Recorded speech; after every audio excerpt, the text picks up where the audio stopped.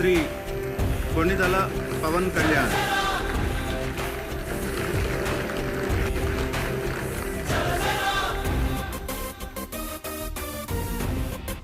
కొణిదెల పవన్ కళ్యాణ్ అనే నేను శాసనసభ సభ్యుడిగా ఎన్నికైనందున శాసనం ద్వారా నిర్మితమైన భారత రాజ్యాంగం పట్ల నిజమైన విశ్వాసం, విధేయత చూపుతారని, భారతదేశ సార్వభౌమాధికారాన్ని, సమగ్రతను కాపాడుతానని, నేను స్వీకరించబోయే కర్తవ్యాన్ని శ్రద్ధాశక్తులతో నిర్వహిస్తానని దైవ సాక్షిగా ప్రమాణం చేస్తాను.